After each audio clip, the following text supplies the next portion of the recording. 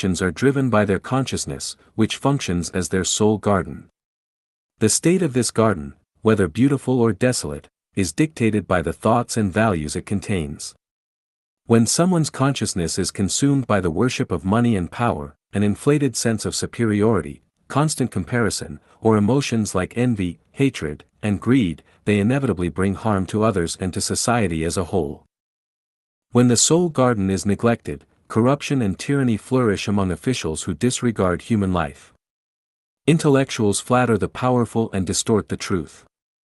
Merchants sell counterfeit goods and inferior products, passing them off as authentic. Corporations resort to fraud, producing adulterated or harmful goods. Ordinary people scheme, deceive, and harm each other. Vices such as excessive drinking, gambling, promiscuity, drug abuse, fraud, extortion, swindling, and theft become widespread. The natural cycles of the seasons are disrupted, social order descends into chaos, and few people achieve a fulfilling and beautiful life. When the soul garden is uncultivated, the costs of running society skyrocket. Interpersonal interactions become riddled with conflict and mistrust. Integrity fades as selfishness, deceit, and cunning take over. Relationships, whether familial, friendly, or romantic, are reduced to tools for personal gain. Bureaucracy, commerce, and romantic relationships turn into battlegrounds or gambling dens, where the powerful fear for their family's annihilation, the wealthy fear kidnapping, and the ordinary people devolve into violent mobs. The futility of nations. Are nations truly useful? Nations have existed for thousands of years, yet beyond bringing war, plunder, and the creation of barriers and borders, what have they contributed to humanity? When every nation prioritizes its own interests, as in America First, the inevitable result is ruthless competition and unending conflict. The strong dominate through force, while the weak live in fear and injustice. Nuclear blackmail and threats are prime examples of this pattern. The futility of religion. Are religions genuinely beneficial?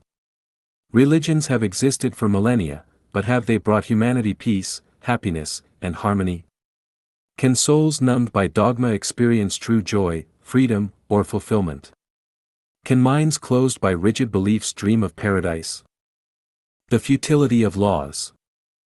Are laws effective?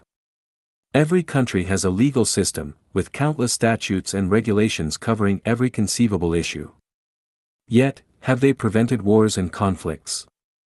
Have they enabled the average person to live a prosperous and happy life?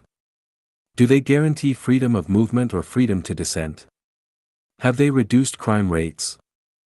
Take, for example, the issue of illegal immigration. If legal migration were a viable option, who would risk their life to migrate illegally? Who would leave their homeland if they could survive there? What is the true essence of law? True law is any approach, pathway, channel, measure, or method that enables people to live happily, freely, and joyfully.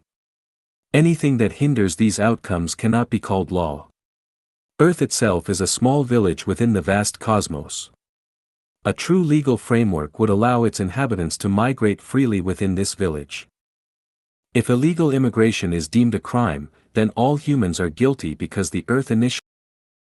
Take the United States as an example. Aside from its indigenous peoples, everyone else qualifies as an illegal immigrant. The U.S. is essentially a stronghold built by illegal immigrants. If your ancestors' illegal immigration was justified, why is it unjustified for others who came later?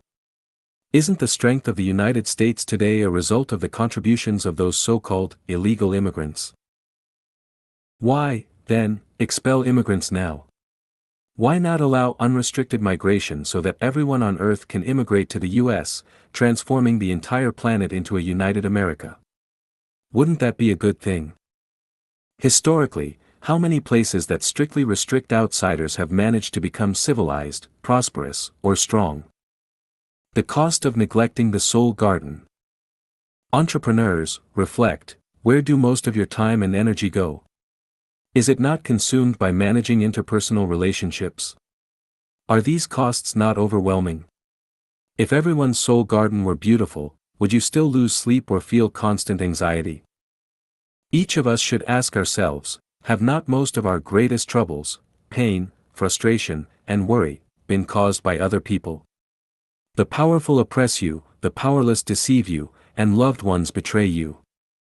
If the people you encounter had perfect soul gardens, where would toxic food, blackmail, fraud, deception, theft, or robbery come from? A call for reflection. History must be critically examined, reality scrutinized, and authority openly questioned. Without such deep reflection and scrutiny, the path forward will only grow narrower, steeper, and more challenging to traverse.